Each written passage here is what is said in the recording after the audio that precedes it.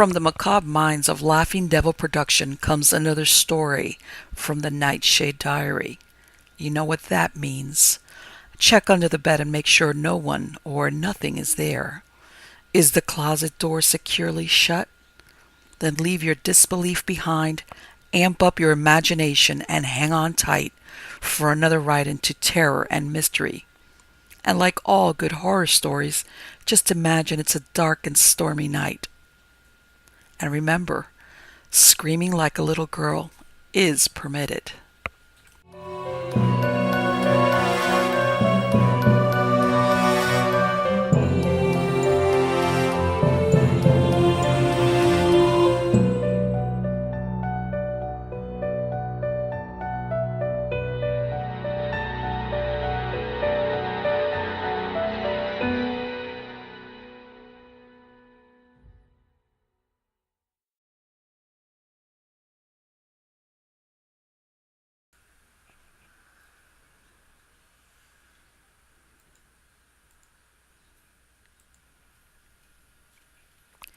The House of the Nightmare.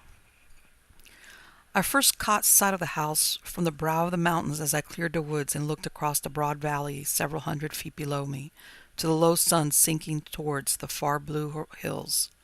From that moment, the viewpoint I had was an exaggerated sense of looking almost vertically down. I seemed to be hanging over the checkerboard of roads and fields dotted with farm buildings, and felt the familiar deception that I could almost throw a stone upon the house. I barely glimpsed its slate roof. What caught my eye was the bit of road in front of it, between the mass of dark green trees about the house and the orchard opposite. Perfectly straight it was, bordered by an even row of trees, through which I made out a cinder side path and a low stone wall. Conspicuous on the orchard side between two of the flanking trees was a white object, which I took to be a tall stone, a vertical splinter of one of the tilted limestone reefs with which the fields of the region are scarred. The road itself I saw plain as a box wood ruler on a green baize table. It gave me a pleasurable anticipation of a chance for a burst of speed. I had been painfully traversing closely forested, semi-mountainous hills. Not a farmhouse had I passed, only wretched cabins by the road, more than 20 miles of which I had found very bad and hindering. Now, when I was not many miles from my expected stopping place, I looked forward to better going, and to that straight, level bit in particular. As I sped cautiously down the straight beginning of the long descent, the trees engulfed me again, and all I sight of the valley. I dipped into a hollow, rose on the crest of the next hill, and again saw the house, nearer and not so far below. The tall stone caught my eye with a shock of surprise. Had I not thought it was opposite the house next the orchard? Clearly it was on the left-hand side of the road towards the house. My self-questioning lasted only the moment as I passed the crest. Then the outlook was cut off again, but I found myself gazing ahead, watching for the next chance at the same view. At the end of the second hill, I only saw the bit of road obliquely and could not be sure, but as at first the tall stone seemed on the right side of the road. At the top of the third and last hill, I looked down the stretch of road under the overarching trees, almost as one would look through a tube. There was a line of whiteness, which I took for the tall stone. It was on the right. I dipped into the last hollow. As I mounted the farther slope, I kept my eye on the top of the road ahead of me. When my line of sight surmounted the rise, I marked the tall stone on my right hand among the serried maples. I leaned over, first on one side, then on the other, to inspect my tires. Then I threw the lever. As I flew forward, I looked ahead. There was the tall stone, on the left side of the road. I was really scared and almost dazed. I meant to stop dead, take a good look at the stone, and make up my mind beyond my imagination whether it was on the right or the left, if not indeed in the middle of the road. In my bewilderment, I was speeding along, the machine leaping forward. Everything I touched went wrong. I steered wildly, slew to the left, and crashed into a big maple. When I came to my senses, I was flat on my back in the dry ditch. The last rays of the sun sent shafts of golden green light through the maple boughs overhead. My first thought was an odd mixture of appreciation of the beauties of nature and disapproval of my own conduct in touring without a companion. Then my mind cleared and I sat up. I felt myself from the head down.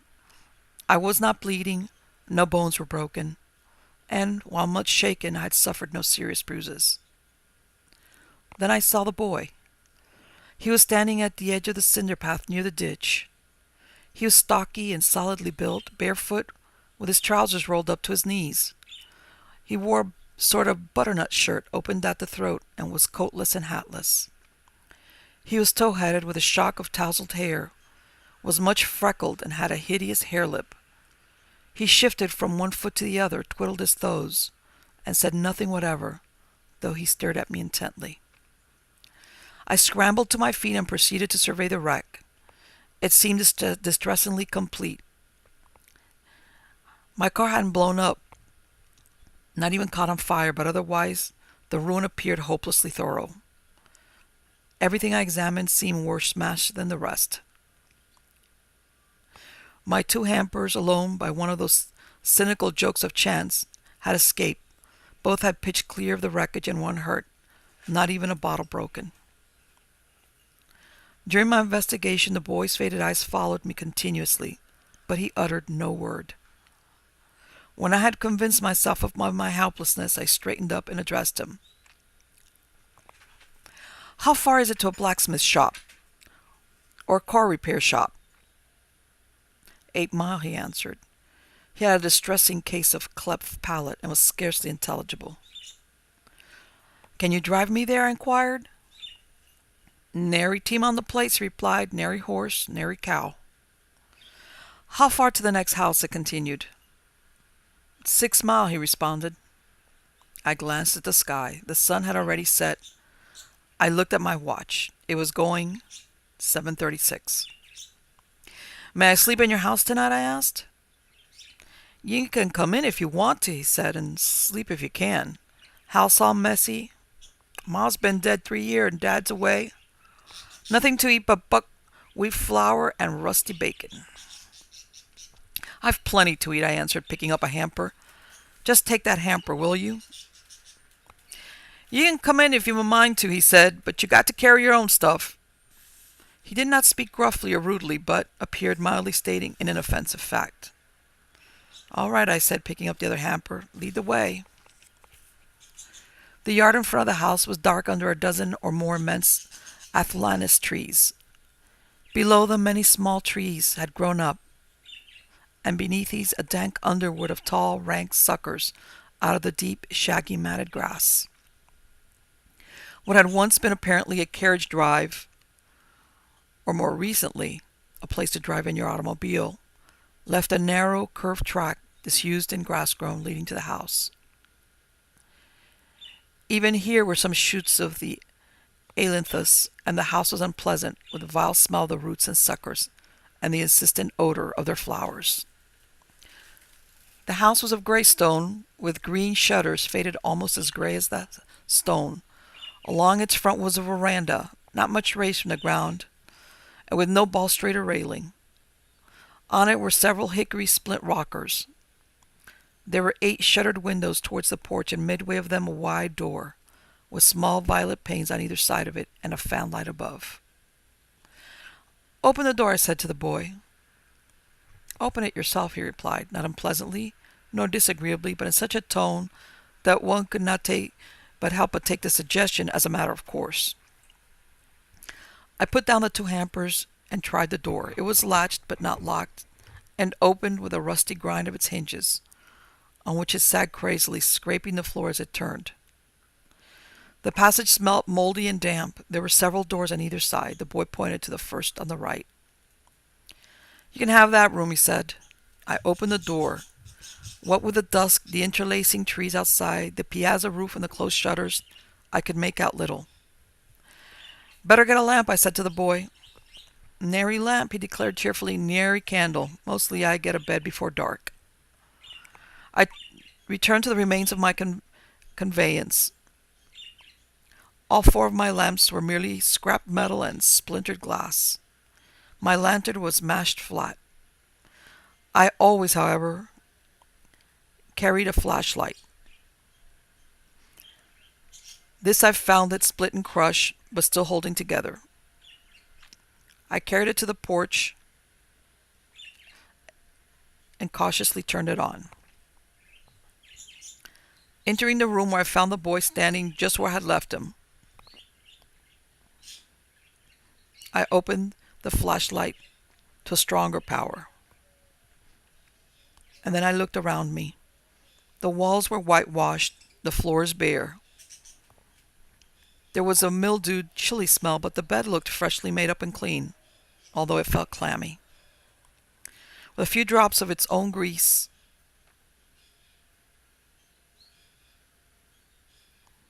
I felt something dripping from a fireplace in the corner. I turned my flashlight in that direction, and in the other corner saw a rickety little bureau. There was nothing else in the room save 2 rush-bottom chairs and a small table. I went out on the porch, brought in my suitcase, and put it on the bed.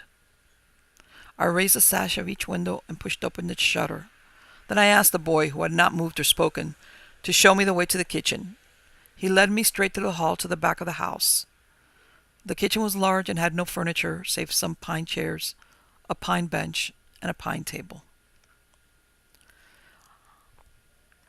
I found 2 candles on the opposite corners of the table. I lit them, then I looked around me. There was no stove or range in the kitchen, only a big hearth, the ashes in which smelt and looked a month old.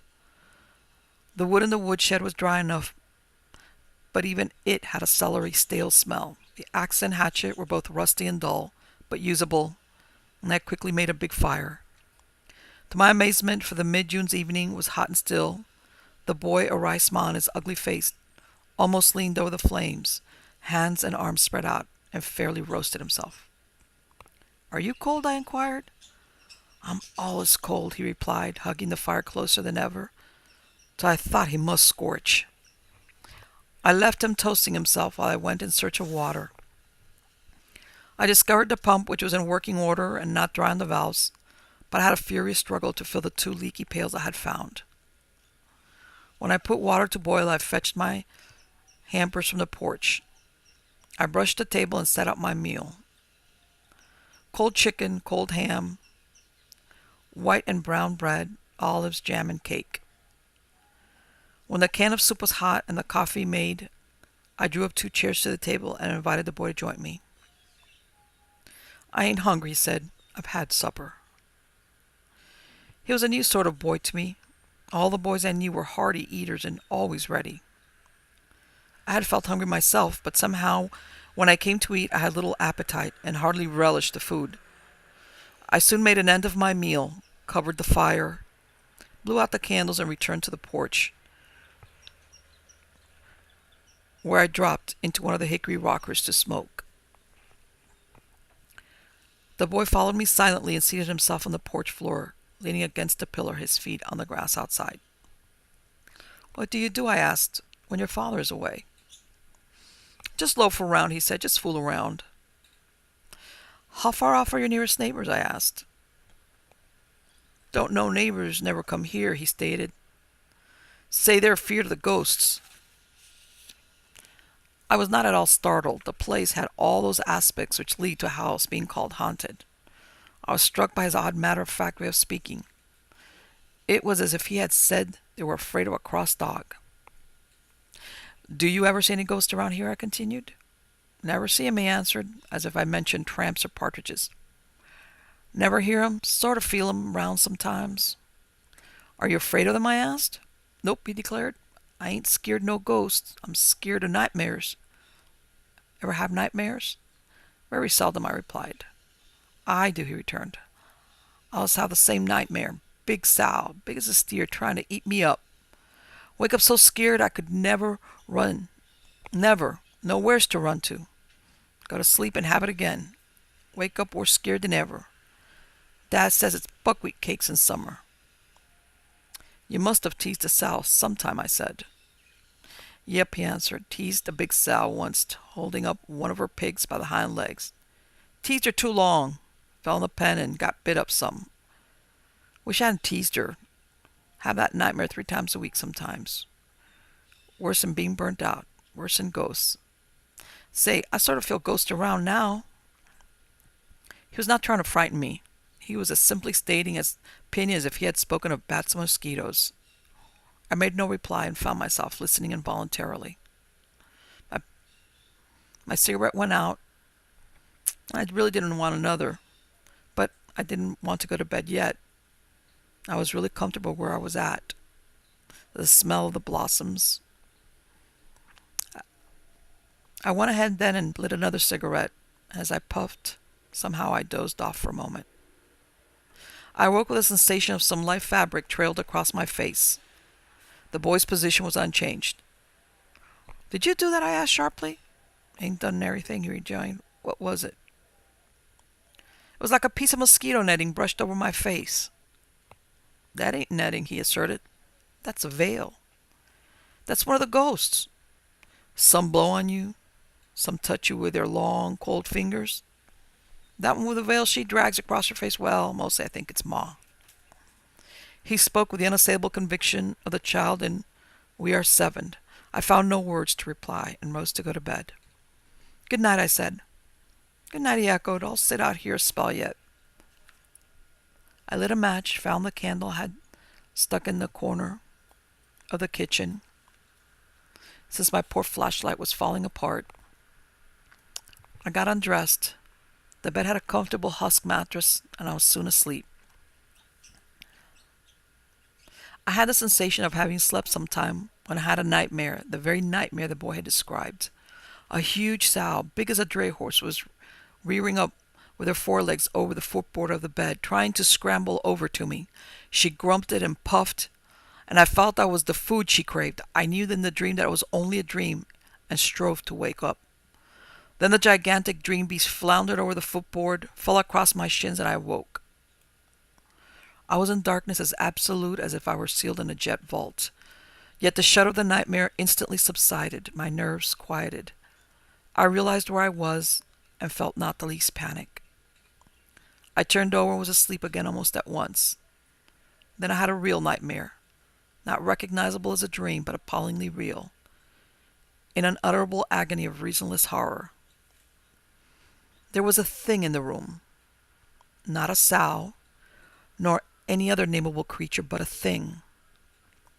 It was as big as an elephant, filled the room to the ceiling, was shaped like a wild boar, seated on its haunches, with its forelegs braced stiffly in front of it. It had a hot, slobbering red mouth full of big tusks, and its jaws worked hungrily. It shuffled and hunched itself forward inch by inch, till its vast forelegs straddled the bed. The bed crushed up like wet blotting paper, and I felt the weight of the thing on my feet, on my legs, on my body, on my chest. It was hungry, and I was what it was hungry for, and it meant to begin on my face. Its dripping mouth was nearer and nearer. Then the dream helplessness that made me unable to call or move suddenly gave way, and I yelled and woke. This time my terror was positive and not to be shaken off. It was nearly dawn. I could see dimly through the cracked, dirty window panes. I got up, lit the little stump of the candle, and found 2 fresh ones inside the little bureau drawer. I dressed quickly, put together my ruined suitcase, put it on the porch against the wall near the door. Then I called the boy. I realized quite suddenly I had not told him my name or asked his. I shouted, "Hello!" a few times, but won no answer. I had had enough of that house. I was still permeated with the panic of the nightmare. I desisted from shouting, made no search, but with 2 candles went out to the kitchen, took a swallow of cold coffee, and munched a biscuit as I hustled my belongings into the hampers. Then, leaving a silver dollar on the table, I carried the hampers out on the porch and dumped them by my suitcase. It was now light enough to see to walk, and I went out to the road. Already the night dew had rusted much of my auto, making it look more hopeless than ever. It was, however, entirely undisturbed. There was not so much as a wheel track or even a hoof print on the road. The tall white stone uncertainty about which had caused my disaster stood like a sentinel opposite where I had upset. I set to find out a repair shop. Before I had gone far, the sun rose clear from the horizon and was almost at once scorching. As I footed along, I grew very much heated, and it seemed more like 10 miles than 6 before I reached the first house. It was a new frame house, neatly painted and close to the road, with a whitewashed fence along its garden front. I was about to open the gate when a big black dog with a curly tail bounded out of the bushes. He did not bark, but stood inside the gate, wagging his tail and regarding me with a friendly eye. Yet I hesitated with my hand on the latch and considered. The dog might not be friendly as he looked, and the sight of him made me realize that except for the boy, I had seen no creature about the house where I had spent the night. No dog or cat, not even a toad or bird. While I was ruminating upon this, a man came from behind the house. "Will your dog bite?" I asked. "Nah," he answered. "He don't bite. Come in." I told him that I'd had an accident to my automobile and asked if he could drive me to a repair shop and then back to the wreck. "Sir," he said, "happy to help you. I'll hitch up shortly." "Where'd you smash?"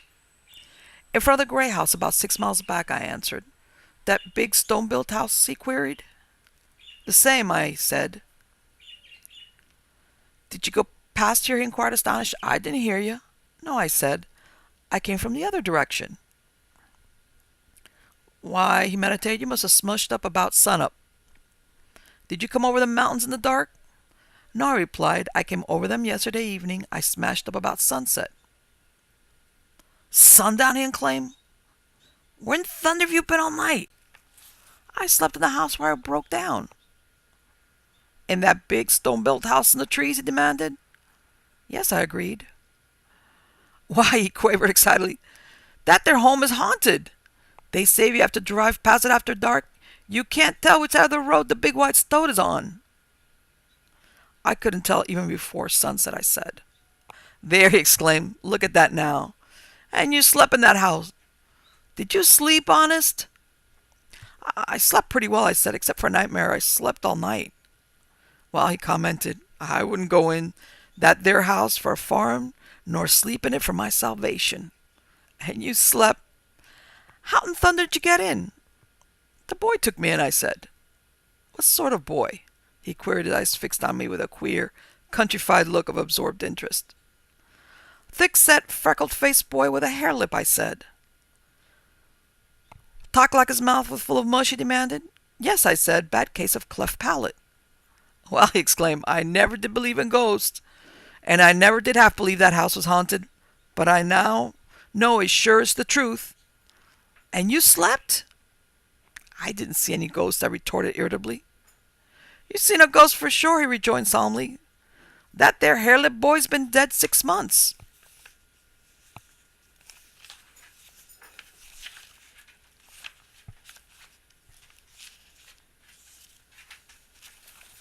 And now for our next story.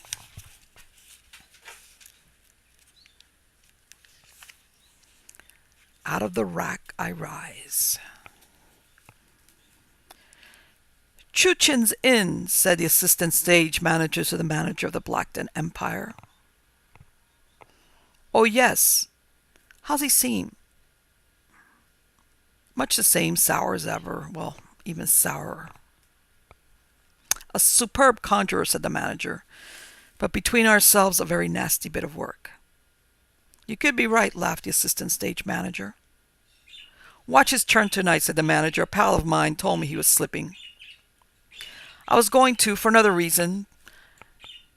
Did you remember what this is?" "How do you mean?" "Anniversary of his wife's death." "Good Lord, how time skipped. He has married again, hasn't he?" "Yes," said the assistant stage manager. "That assistant of his. There was a certain amount of talk when his wife was drowned, wasn't there?" "Yes, may have been unfair. It always looks a shade odd when you take your wife out night bathing and she doesn't come back. Body was never recovered, was it? Asked the manager. Well, no, but oddly enough, a trawler landed a skeleton believed to be a woman's this morning. It had been caught in their nets. It's in the mortuary around the corner now. There'll be an inquest in a day or two, but I understand it's quite unidentifiable. He treated her pretty rough, didn't he? She certainly looked as if he did. And then, of course, getting married again within a couple of months to a girl half your age and such a bold, designing minx into the bargain. Matter of fact, I didn't think she looked too happy just now. I can understand that. Is there feeling against him in the town, do you think? Will they give him the bird? I don't think so. Anyway, I'll watch carefully and report to you. Okay. Chu Chin's real name was Jerry Pullen. He had adopted the stage name because he had the Mongol fold to his eyes and a vaguely oriental cast of countenance. With a mandarin skull cap, a black bootlace mustache, and enveloped in a voluminous priest robe, he looked the part well enough. He was very tall and always paced the stage in majestic Mr. Wu attitudes. He used no pad at all, never opening his mouth from start to finish of his turn. He distracted attention by two means.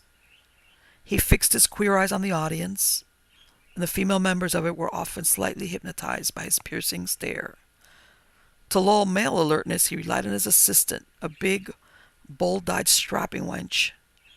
He dressed her in the briefest and tightest of shorts, a low-necked, almost transparent blouse, and a coolie hat.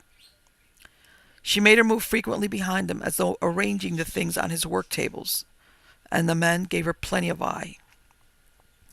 She also did any talking that was necessary. Jerry was around 50 and cordially detested in the profession, being sly, grasping, and utterly unsociable. But he was recognized as a master of his craft, his manual dexterity being unrivaled, and his overall technique superb. He topped the bill everywhere. The assistant stage manager took his stand in the prompt wing at the curtain rose, and Chu Chin and the girl came on the stage. His reception was damp and unenthusiastic, but there were no boos or other manifestations of hostility. The assistant stage manager was himself a competent amateur conjurer, also better known as a magician, and always watched Chu Chin when he got the chance to sharpen his skill, just as a golfer or billiards player studies a pro to absorb something of his balance, touch, and rhythm, the essence of his mastery. And on this occasion he was particularly concerned to decide whether the manager's suggestion about Chu Chin's decline was true or not. He was, as ever, the last turn of the evening. He had two work tables, one on each side of the stage, some chairs for volunteers from the audience, and at the back was a high contraption, a three-sided screen with an orange silk curtain making the fourth side, and always behind him moved the big girl, smiling and showing off her points. His first trick was about the oldest on the list, just pulling things out of a top hat, and he made it fresh and amusing. He would place in the hat, say, a miniature baby's feeding bottle and extract a small bottle of whiskey, replace that, and produce an imitation red rose. The assistant stage manager knew how it was done, but he never ceased to marvel at the slick virtuosity of Chu Chin's execution. He usually ended by flashing out the flags of all the more respectable nations, but on this occasion he drew out a woman's black bathing cap. The assistant stage manager frowned and shrugged his shoulders. What an incredible and monstrous error of taste. But what is that? Jerry stared at it for a moment and then flung it down like a hot coal. Then he glared out at the audience as though demanding, which one of you had done this? And somehow, at that moment, the assistant stage manager knew beyond all doubt that Jerry had drowned his wife. From the audience came a short-lived, puzzled murmur. The girl ran forward, picked up the cap, and put it on a work table.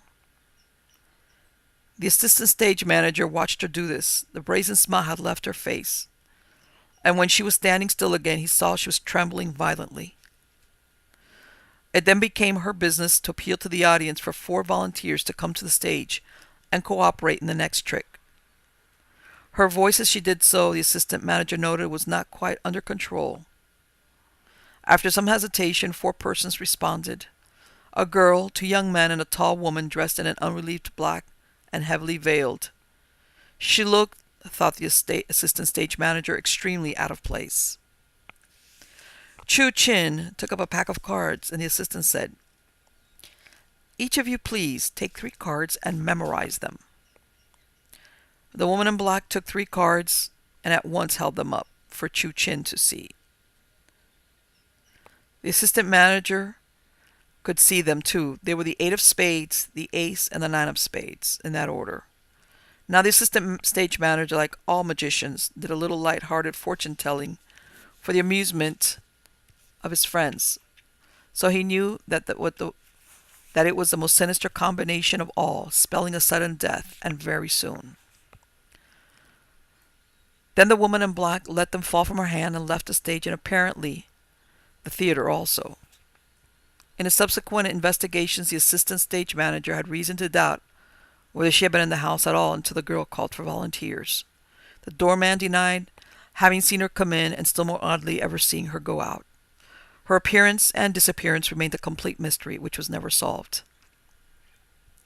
Jerry took his contramps fairly well and went on with his trick, but the assistant stage manager could see the audience was getting restive.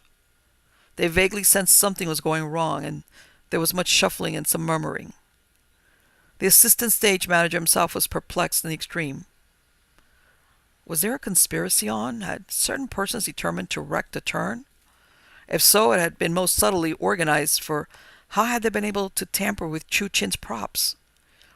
He knew the discomforting sense that there was something afoot of which he could not grasp the significance, as though there was being enacted some play within a play, as it were. Chu Chin finished the card stunt, a very clever and difficult one, satisfactorily, and then there was some applause from the audience, which had become quiet. The assistant stage manager, who understood audiences like the back of his hand and could register their reactions with delicate certainty, realized it was still on edge and embarrassed. About 20 persons even left the house. But if all went well from now on, it would settle down. Any further irritant or upset, however, might send it right out of control. He'd seen that happen once, and it was a daunting memory. Chu Chin's next offering was his famous poster illusion, which he kept a tight secret. The assistant stage manager had no notion how it was done. The conjurer took a large sheet of paper about the size of a newspaper bill, on which was inscribed in the boldest scarlet lettering the legend, "Today's date is." Then, in full view of the audience, he screwed up the paper into a tight ball, then unscrewed it again, smoothed it out, and what should have appeared was August 21st of the current year. The current date. Instead, the 7 and 6 so that it read August 21st, 2016, the date of his wife's death. At once there was a loud murmur, a loud and angry murmur from the audience, and the applause was stillborn. Who is doing these things, thought the assistant stage manager, and how is he doing them? And now for the first time he felt fear. Chu Chin had unrolled the paper without glancing at it, but now he hurriedly inspected it. Once more his face was convulsed with rage, and he screwed it up again and hurled it into a wing. Realizing his act was on the verge of disaster, he omitted some further business and hurried on with other preparations for his final illusion. For this he employed the screen contraption. First of all, the girl called for a volunteer, and after some delay an elderly man came up. She asked him to pick out any spot near the middle of the stage on which he would like the contraption to be placed, first assuring himself there was no trapdoor by scrutiny and stamping. He did so, and the contraption was erected over the indicated spot. As the elderly man turned to leave the stage, he slipped and fell heavily, and was in obvious pain as Chu Chin assisted him to his feet. "Why don't you keep that stage dry?" he angrily exclaimed. "Look at that damp patch." Refusing to be mollified, he hobbled from the theater. The audience began whistling and shouting, and a number began hurrying out. The assistant stage manager later asked one of them why he had done so, and he replied, "It was simply that I had a feeling something horrible was about to happen, something I had no wish to witness." There was consequently much stir and some confusion as Chu Chin went on with his trick, and the girl, in a vibrating falsetto, asked for silence. The illusion consisted, the assistant stage manager knew, in the girl entering the tent. Then Chu Chin would lower the silk curtain, raise it again, and reveal the tent empty. He would then enter the tent himself and lower the curtain, and a little later they would both come into the stage from different sides. It was a brilliant mirror invention, entirely undetectable by the audience. Now came the moment for the girl to enter the tent, but this, it appeared, she refused to do. The audience became very quiet and watchful. The assistant stage manager was utterly baffled and more than ever conscious of a strangeness, unreality, and growing apprehension. After a moment, Chu Chin, his face a mask of fury, thrust the girl harder through the curtain. Just at that moment, the assistant stage manager saw something white. Could it be a fleshless arm? Flung up above the screen and down again. There came a high, thin scream of agony and terror, and the tent was violently shaken. The assistant stage manager turned and shouted an order for the curtain to be lowered. Instead, every light in the house went out. Now the audience started shouting and screaming and surging toward the exits. For a moment, the assistant stage manager felt inexorably compelled to watch the stage. He heard the tent crash over, and then he could just discern in that dimness of glows 3. He could swear it was 3 figures struggling violently near where it had stood. Still in wild motion, they staggered down towards the footlights, and then the iron safety curtain roared down like a blade of a huge guillotine, and all the lights came on again. Another shriek of terror came from the crowds milling around the jammed doors. "Play some music!" yelled the assistant stage manager to the dazed conductor of the orchestra. He could see the runnels of red seeping through the curtain right below and dashed around into the stage. The bodies of Jerry and the girl were lying in their blood. The heavy safety curtain had crushed their skulls and then hurled them aside. After stagehands had carried them to the dressing rooms, the ambulances were summoned. The assistant stage manager returned to the stage. In the middle of it lay the 8, ace, and 9 of spades in that order. By the side of one of the work tables lay the black bathing cap. He picked it up. It was damp to the touch.